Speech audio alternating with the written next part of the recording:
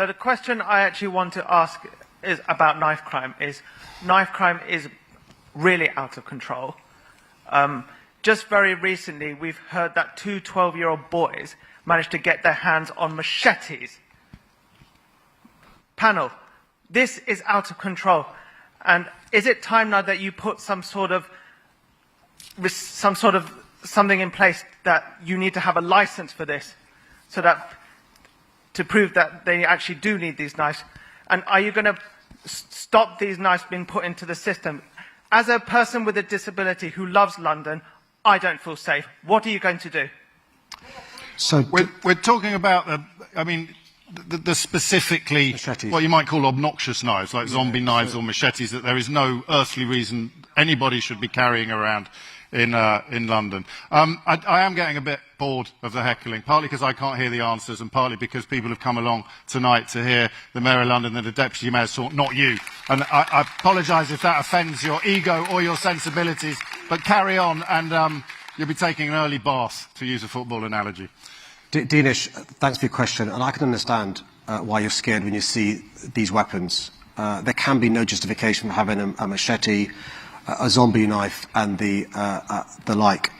So since 2016, so you need legislation to ban these knives. You can buy them on the internet, you can buy them from retail shops, and so forth. So we've been trying to get the government to legislate to ban these knives, because what possible reason can there be in London to have these knives? I can appreciate if you're in the Amazon jungle, you may need these big knives to knock down the forestry as you're going through them, but there's no reason in London at all. To give some credit to the government, Home Secretaries have talked about banning these knives. They haven't so far.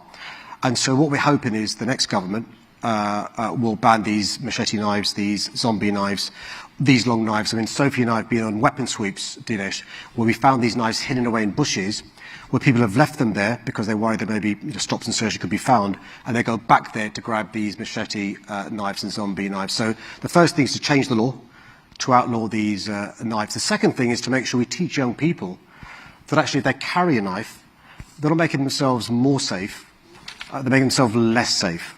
And so it's got to start early in relation to education of young people as well. One of the things that Sophie and the Violence Suppression Unit is working on is going into schools using a public health approach to make sure young people understand the dangers of carrying any knife, not just a zombie knife or a machete, but even a kitchen knife they could leave home with because they think it gives them respect or makes them safe. And we do need more police. Somebody heckled out, we need more police. Yes, we do need more police.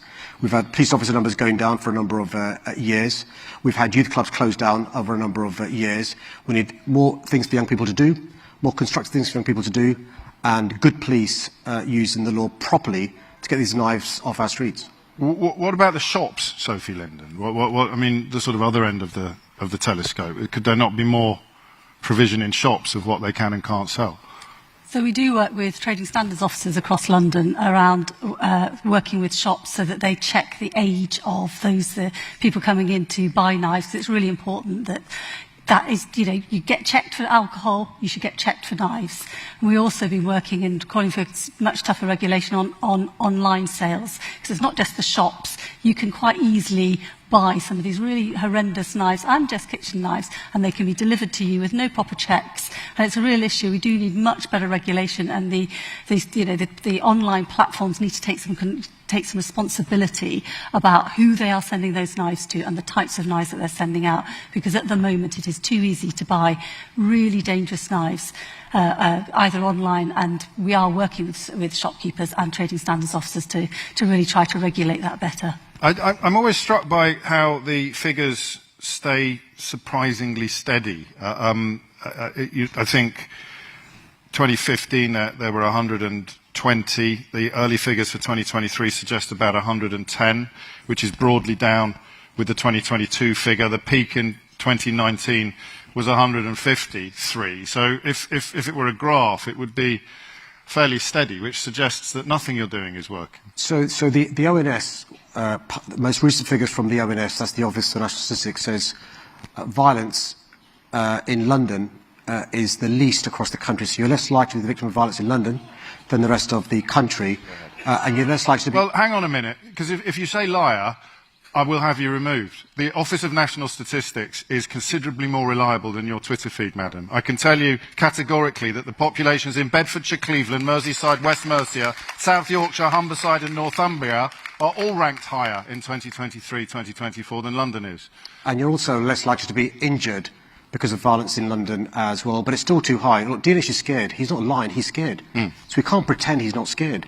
And so one knife crime is one knife crime too many. One zombie knife is one zombie knife too many. So it's no consolation to Sophie and me or when we speak bereaved parents saying, oh, it's less bad in London than other parts of the country. So Dinesh, you're right. I understand why you're scared. I get it.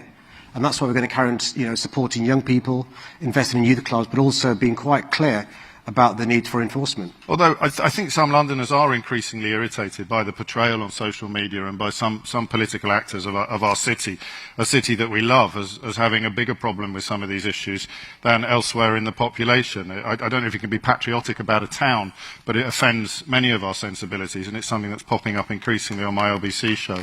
On that point, James... Well, I have a catchphrase which some of you will be familiar with. This isn't an opinion, it's counting. No, I mean, with your permission, I wouldn't mind bringing in Debbie now, because what the frustration is, you don't just demonise an entire city, but you demonise young people, and particularly, young black Londoners as well. And it's really important we understand, actually, it's young people who are more likely to be the victim of this sort of stuff. And I'll bring in Debbie, but you look at homicides per capita, we're fewer homicides in London than Paris, Madrid, Barcelona, Los Angeles, New York, Chicago, and many other cities across the globe. But David, do you want to explain the consequences to young people in relation to this labelling, in relation to their confidence to go out and about? Well, I mean, I think it's obviously very apparent how it impacts young people. It increases their fear, and it also makes them feel as though they are seen as unworthy, that people consider young people to be violent, and it's really important for us to make sure that the narrative that we share amongst ourselves as adults is a responsible one, because it has an impact on young people. And I think what the Mayor and Sophie have said, importantly, about what we need to do to protect our young people is, importantly, to prevent them from getting involved in crime in the first place. And a lot of the work that we are seeking to do at City Hall is about prevention. It's about giving them opportunities. It's about giving them purpose. It's about giving them meaningful things to do.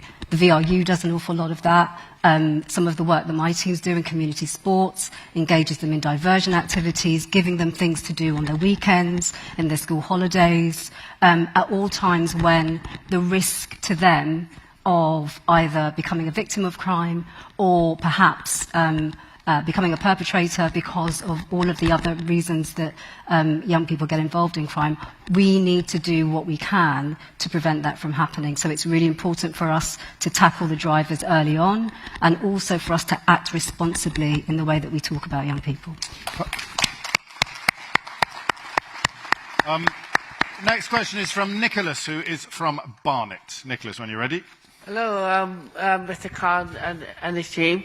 Good evening. I have a question to ask you about what measure have you introduced to prevent more terrorist attacks in London, like after the Manchester Arena attacks in 2017, and what the English defend themselves, like Israel has been doing over the last year. After the Hereford terrorist attack in October 7th, with the media being anti-Israel and causing the pro-Palestinian, pro-Israel protests. You're not suggesting that we send the army anywhere? No.